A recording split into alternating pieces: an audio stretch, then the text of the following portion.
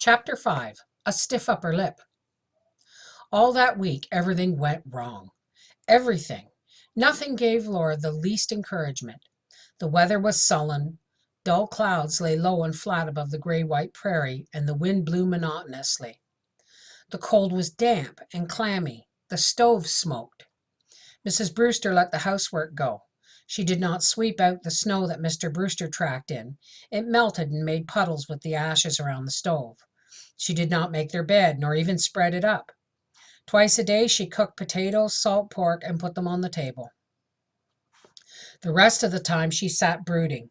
She did not even comb her hair, and it seemed to Laura that Johnny squalled with temper that whole week. Once Laura tried to play with him, but he only struck at her, and Mrs. Brewster said angrily, "Leave him alone."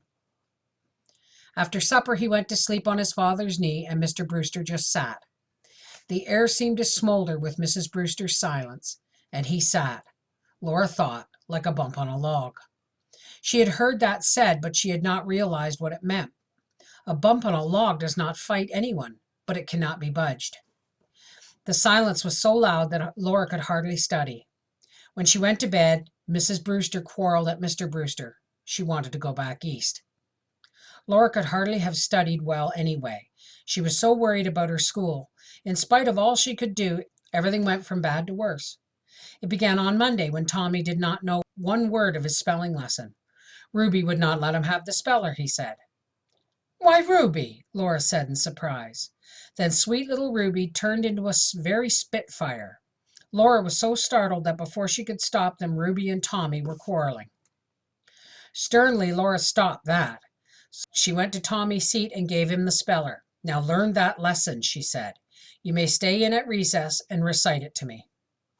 Next day, Ruby did not know her lesson. She stood before Laura with her hands behind her, innocent as a kitten, and said, "I could not learn it, teacher. You gave Tommy the speller."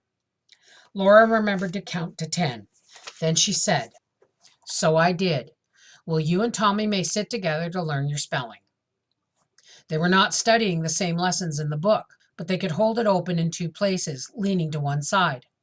Tommy could study his lesson, while Ruby, leaning on the other side, could study hers. In that way, Laura and Mary used to learn their different lessons in Ma's speller. But Tommy and Ruby did not. They sat silently struggling, each to open the book wider at his place.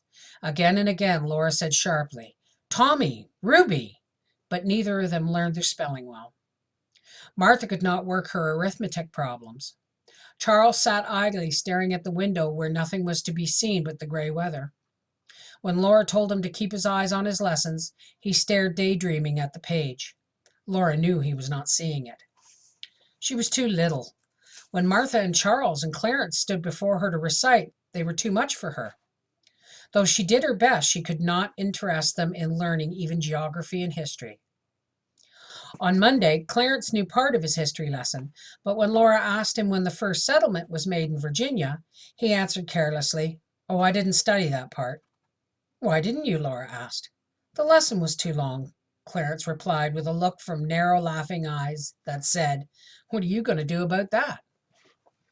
Laura was furiously angry, but as her eyes met his, she knew that he expected her to be angry. That what could she do? She could not punish him. He was too big. She must not show any anger. So she kept quiet while she turned the pages of history consideringly. Her heart was faint, but she must not let them know that. Finally, she said, "It's too bad that you did not learn this. It will make your next lesson so much longer, for we must not keep Charles and Martha back." She went on hearing Charles and Martha recite the lesson. Then she gave them all another lesson of the usual length. The next day, Clarence did not know his history at all. "It's no use trying to learn such long lessons," he said. "If you do not want to learn, Clarence, you're the loser," Laura told him. She kept on asking him questions in his turn, hoping that he would grow ashamed of answering, "I don't know." But he did not. Every day she felt more miserably that she was failing. She could not teach school. Her first school would be a failure. She would not be able to get another certificate. She would earn no more money. Mary would have to leave college, and that would be Laura's fault. She could hardly learn her own lessons, though she studied them not only at night but at noon and recess. When she went back to town, she would be behind in her class. All the trouble came from Clarence. He could make Ruby and Tommy behave if he would. He was their older brother. He could learn his lessons. He was much smarter than Martha and Charles. How she wished that she were big enough to give Clarence the whipping he deserved. Slowly the week dragged by, the longest and most miserable week that Laura had ever known. On Thursday, when Laura said, "Third arithmetic class, rise," Clarence stood up quickly and Charles began to move languidly, but Martha half rose and yelled, "Ow!" and sat down as if she were jerked. Clarence had driven his knife through her braid and pinned it to his desk. He had done it so quietly that Martha knew nothing of it until she tried to stand up.